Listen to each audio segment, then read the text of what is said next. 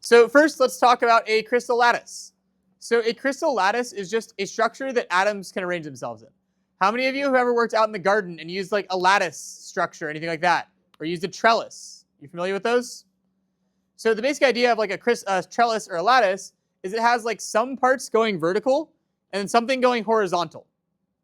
Right? You all seen those like pieces of wood that have like vertical and horizontal, right? Now, that's called a lattice. Now, we also have a crystal lattice. Now, the difference here is we have a vertical part and a horizontal part. And so it's kind of the same shape, right? So the basic idea is that we have these alternating positives and negatives, all right? So I have a positive atom, negative, then positive, negative, positive, negative, positive, negative, positive, right? Every single positive charge is surrounded by negatives. Every single negative is surrounded by positives, okay? Now, the entire time that we talked about intermolecular forces, we talked about how it's an attraction between partial positive and partial negative, right? We just had to figure out what the partial positive was and what the partial negative was. Now, here, instead of having partial positives, we now have full positives and full negatives.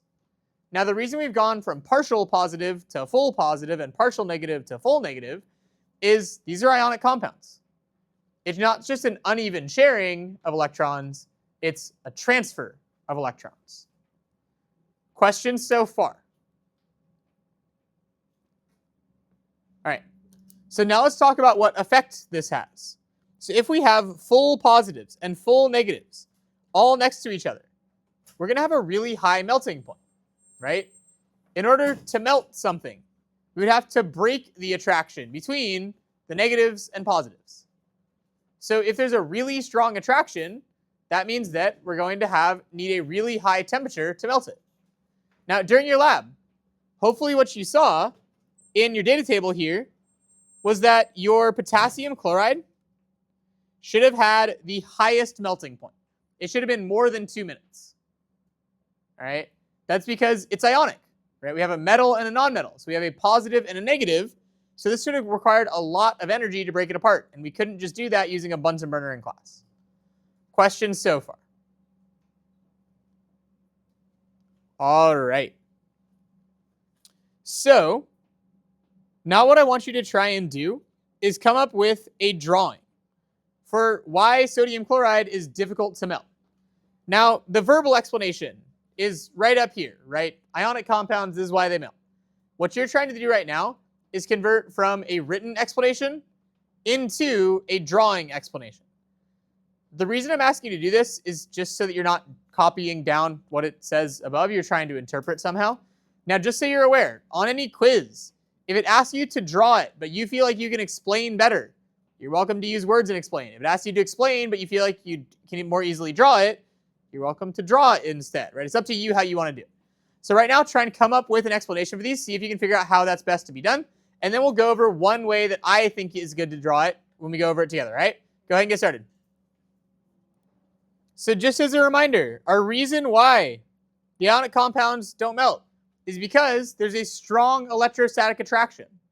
So because this is the reason, I want to use this somewhere in my drawing. So I need to find a way to draw a strong electrostatic attraction.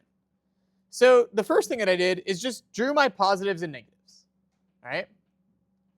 Now, when you're drawing, it's often hard to find a way to represent something without just like using a label. And so something you can do is just say like, okay, anytime I use this like red squiggly line, that just means strong electrostatic attraction. So now I can just draw in where there's an electrostatic attraction, where there's a positive attracting to a negative. So I can then show that there's one here, and here, and here, and here, and basically all throughout my structure here, right?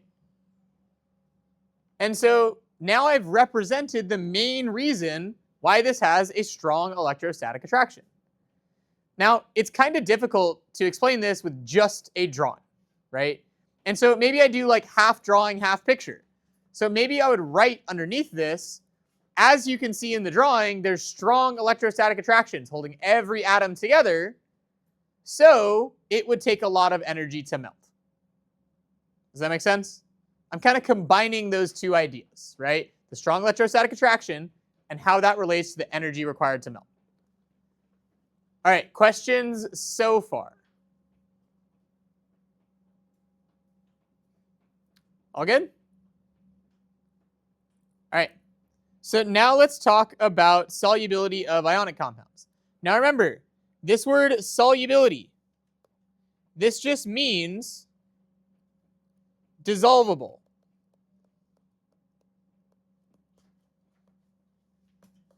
So if something is soluble, that means it can be dissolved. If something is insoluble, it means it cannot be dissolved. Okay? Now, ionic compounds are soluble. They can dissolve in water. Now, the reason they can dissolve is the same reason we've been using to explain everything, right? We can have an attraction between positive and negative. So water has a positive end and a negative end because it's a polar molecule, right? The oxygens have a partially negative charge. The hydrogens have a partially positive charge. So if we mix an ionic compound with water, something like this can kind of happen. So we can see here that the positive charge gets surrounded by the negative end of water. And the negative ion gets surrounded by the positive end of water. Do y'all see how the waters are facing different directions around each ion?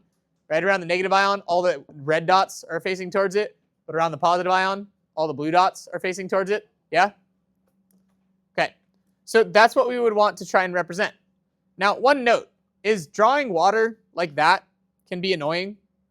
So sometimes instead, what chemists will do is they'll just draw water like this. Does anyone recognize what famous cartoon this kind of looks like?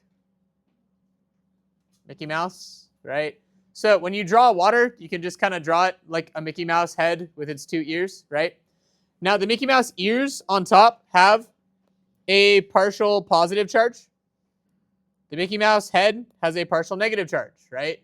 Now as to why this is, remember, water is actually this, right? And so if we drew on where electrons are moving in this molecule, we have electrons getting moved up towards the oxygen, right?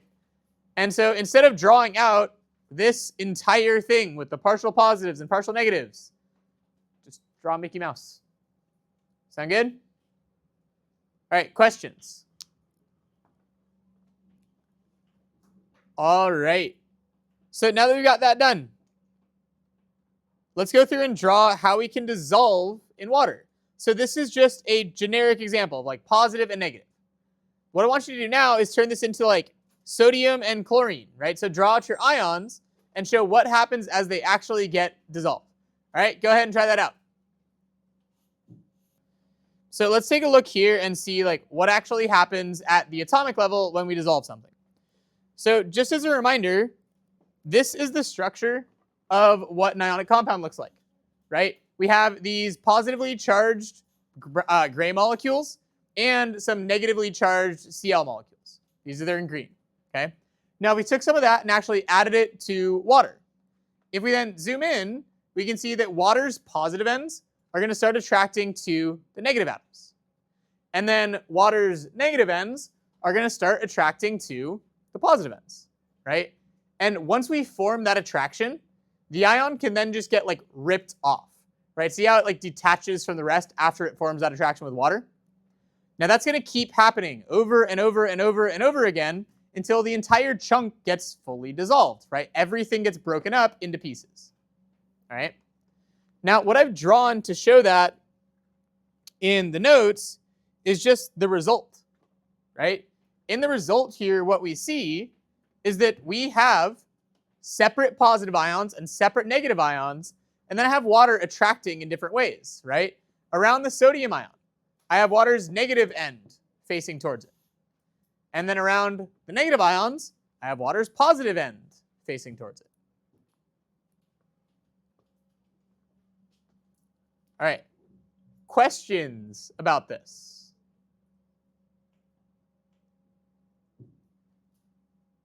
All good? Okay. So now that we've talked about dissolving, or sorry, before we talk about dissolving, or before we move on, let's just go over a couple things about my drawing. Now, does it matter how many waters I draw around each ion? Not really, right? It's just an arbitrary amount. I just decided, okay, I could fit around 3 around here, so that's how many I'm going to draw. Does it matter how many ions I draw? Like how many NAs and how many CLs? Not really, right? The goal is to show that water can form attractions between positive and negative. So I showed the attractions between positive and negative. Does that make sense? All right, questions. All right. So now let's go ahead and move on to talk about electricity. So for electricity, first we just need to do a review of like what electricity is. So this is a diagram of like how a battery works with a light bulb, right? In this diagram, we just show electrons are moving out of the battery. They then flow through the light bulb, and then they go back around into the other side of the battery, okay? So the important thing here is that electricity is just moving electrons, right? When electrons move through a wire, we call that electricity. Now, the most common thing to move to cause electricity is electrons, but it doesn't necessarily have to be electrons. Any charge that can move could be considered electricity. So in a metal wire, it's electrons flowing, but it could be positive cations or negative anions, right? As long as you have charges that can move, that's considered electricity. Questions so far? All right. So now let's show how conductivity works. Now again, what you should have seen in your lab is that the potassium chloride was conductive, the fructose was not conductive, and the paraffin wax was not conductive. Okay? Now, based on what we've also talked about, the potassium chloride is ionic, it also should have been soluble. Now, if your data table looks a little bit different, maybe you got a couple things wrong, but you're welcome to correct that. All right? But this is what we should be seeing. Now, the reason that the potassium chloride would conduct electricity is because when we dissolve the potassium chloride, we form separate positive and negative ions, right? And so as we're showing here, we could have negative ions move in one direction and positive ions move in another direction. So because we have that movement of positive and negative, that's electricity. There's charge flowing. There's positives and negatives moving. All right? Questions so far? All right. So the key information that's important here is that when ionic things dissolve, they separate or dissociate into their ions. So we start with like NaCl, it then splits up into Na plus and Cl minus. So dissociate is just a fancy way of saying separate. So because these ions separate from each other, they can then let electricity flow between them. Questions so far? All right. So this is just another representation, right? Pure water does not conduct electricity. If you just have pure water, there's no electricity flow. And in a pure ionic solid that's not dissolved in water, that also doesn't flow because there's not free positives and negatives. But once you mix them and the positives separate from the negatives, that's where you can have a flow of electricity. Okay? All right. So now I want you to try and make a visual drawing of that. So try and make a picture that shows how sodium chloride can conduct electricity once it dissolves in water. See if you can find a way to do it. All right? Try it out. Remember, electricity is just flow of charges. So somewhere in my drawing, I need to show that charges are moving. Okay? So if we go back up here to my drawing of dissolved sodium chloride, I have charges that are separate from each other. So this is kind of a starting point for what I want to draw, right? I have the charges separate. Now I need to show that they move. Okay? So the first thing that I'll do is just draw my container. And once I have my container drawn, I just want to show that there's some liquid in here.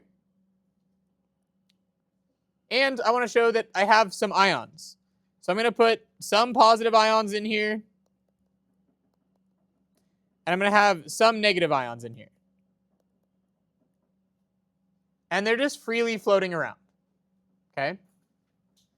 So this is kind of just a repeat of what I had above with a little bit less detail, right? I'm not showing that each of these is surrounded by water in different directions. I could add that, but I don't necessarily need to right now. Now from here, I want to show what actually happens when electricity flows. So I'm going to add some stuff here, and you might not be immediately able to figure out what it is, but let me explain how we can fix that. So I draw this.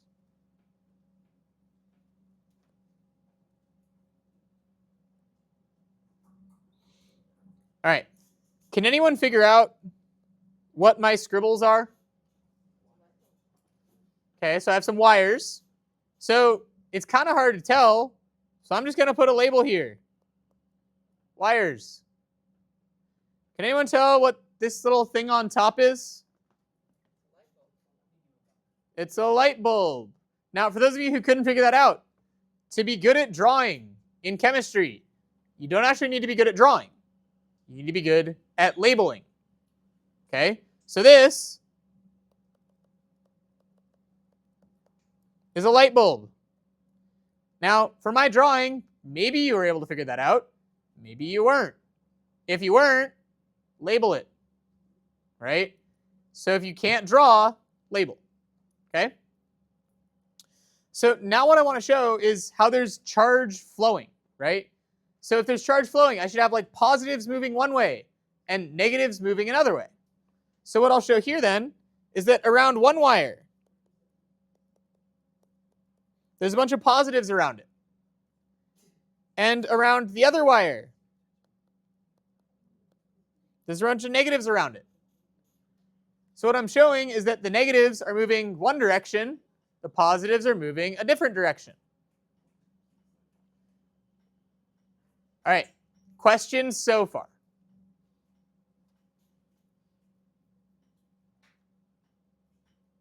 All good?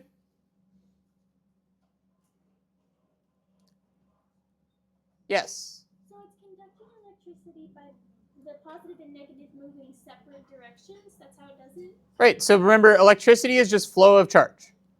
So I have positive charge flowing that way and negative charge flowing that way. So that's what I showed, right? It's just flow of charge. We flowed that way and flowed that way, okay? Questions so far?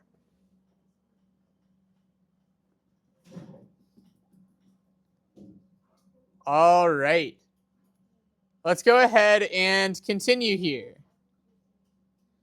So we've talked about solubility of ionic compounds. Now let's talk about solubility of covalent compounds for a second. So for covalent compounds, our polar covalent compounds can dissolve in water. All right? So if it's polar covalent, it should be able to dissolve in water. And polar molecules can do this because they form attractions with water. Just like everything we've described so far. It happens because of attractions between positive and negative, right? Ionic compounds didn't melt because there was an attraction between positive and negative. And ionic compounds could dissolve because there was an attraction between positive and negative. And then polar covalent can dissolve because there's an attraction between positive and negative. Now in this case, it's going to be the attraction of like the polar side of one molecule to oxygen's negative side. And the positive side of some polar molecule to oxygen's negative. Okay? Questions so far? All right. So what we're showing in this image is that when water dissolves something, it can break off little pieces. Now, there's a difference. When we looked at an ionic compound up here and showed that it dissolved, it split up into Na plus and Cl minus. The atoms completely broke apart. But in covalent compounds, that doesn't happen. So in here, when we show these individual purple blocks, these aren't separate atoms. This is just one molecule of the sugar that's being dissolved. So maybe this block is glucose, or C6H12O6. And so each individual purple block there is a block of C6H12O6. So this one is the C6H12O6, and so is that, and so is that, and so are these, right? Once they get pulled off, the atoms stay together, but the molecules separate from each other. Do y'all see the difference? All right, questions? Okay. Now remember, we had that fancy word dissociate, right? So covalent molecules do not separate in water, right? We don't break the molecule. We just separate each molecule from the other molecule, okay? Questions so far? All right. So now what I want you to try and do is show what happens when HCl dissolves in water. See if you can do that. Go ahead and try and explain why HCl dissolves in water. See if you can do it. For HCl, what I want to draw to show that it can dissolve. Remember, we want to show an attraction between water and our molecule. So if I draw an HCl, I'm just going to draw a couple here. All right. Now I want to show that water is going to surround it and form attractions. So again, I'm going to draw my Mickey Mouses. Now Mickey Mouse's head is going to face the hydrogen because that's the negative side of water facing the positive side of HCl. And the positive side of water will face the chlorine because that's the negative side of HCl. And I can just repeat that around all of my HCl's that I have here.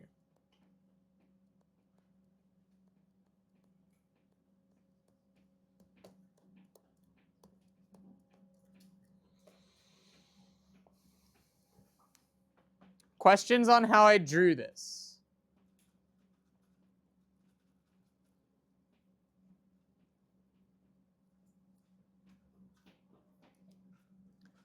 All right.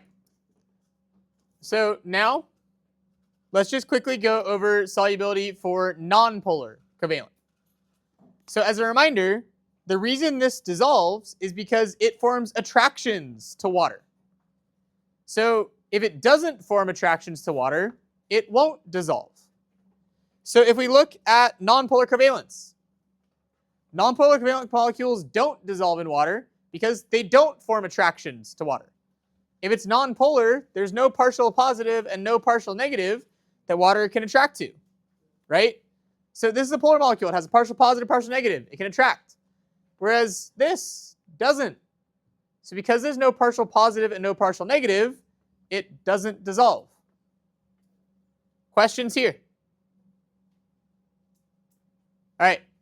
So now I want you to try and decide which of these compounds is going to dissolve in water. Select which ones will, and then try and write an explanation as to why. So which ones will not dissolve, will be able to dissolve in water, and then try and explain why they dissolve in water. Go ahead, try this out. So the ones that can dissolve in water would be HCl and NaCl. And the reason we want to use to explain, which is the reason we want to use to explain everything in this unit, is because it makes attractions, right? So because it makes attractions with water,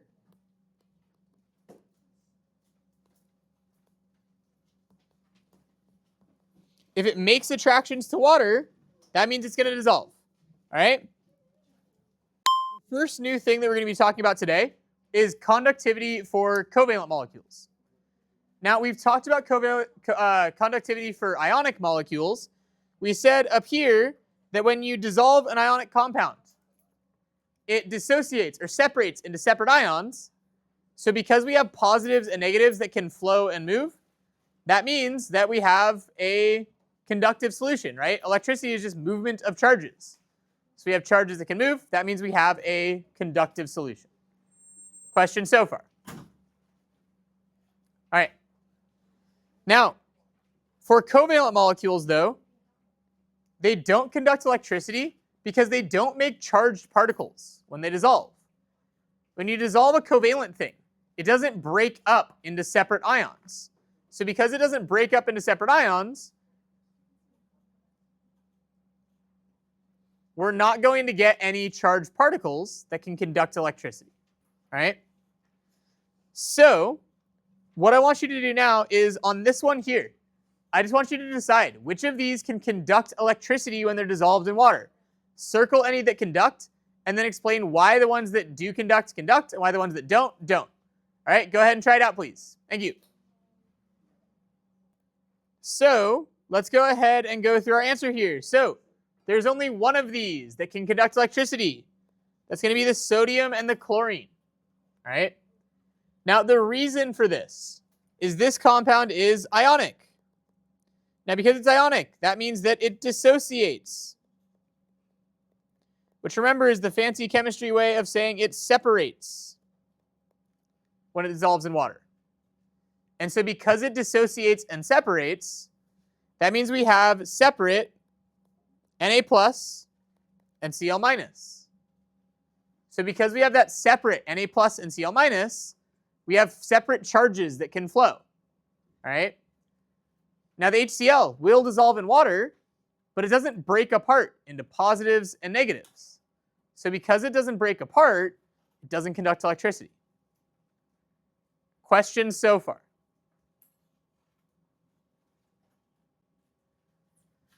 Okay, now let's go ahead and go into our last set of questions here. So now we're going to be talking about melting point for covalence. All right. Now, before we go into it, we just need to do a quick review of what we've talked about in the past.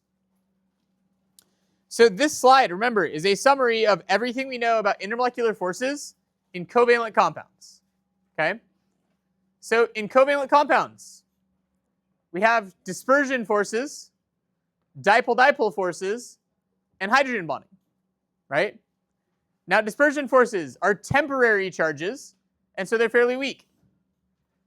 Dipole-dipole forces are permanent but partial charges. And then hydrogen bonding is permanent, strong partial charges. So these are slightly stronger. Okay? So these are the forces that can hold two molecules together. All right?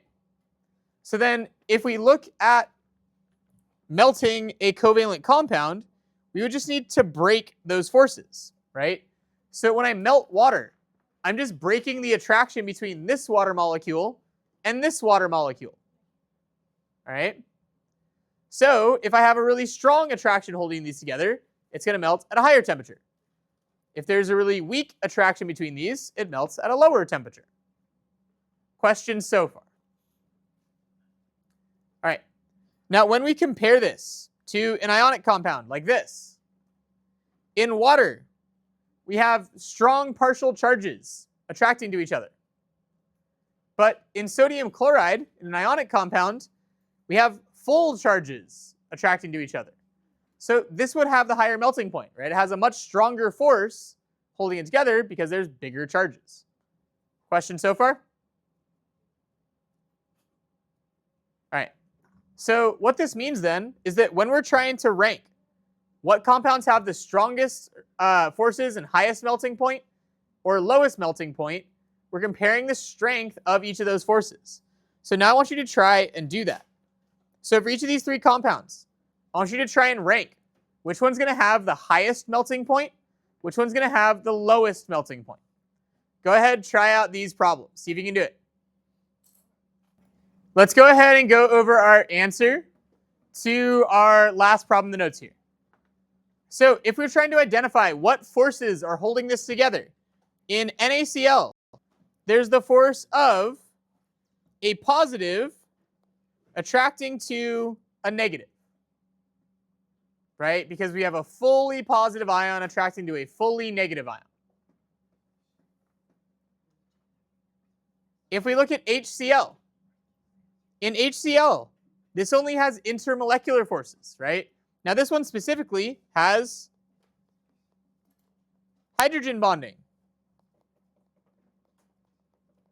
So if there's hydrogen bonding, that means we have a strong partial positive attracting to a strong partial negative.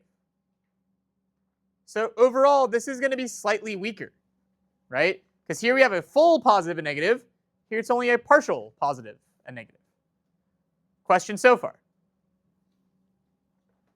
All right. Now in Cl2, this is a nonpolar compound. So because it's nonpolar, that means we're only going to have temporary partial charges. So because we only have temporary partial charges, that means we only have a temporary partial positive, temporary partial negative. That's even weaker, right? So we have an even weaker attraction in Cl2 than HCl, which is weaker than NaCl. So that means the highest melting point is going to be NaCl. HCl is a little lower. Cl2 is even lower. And then our explanation is just these forces, right? We have the strongest forces here, so it needs more energy to break. We have the weakest forces here, so it needs the least energy to break. All right, questions so far?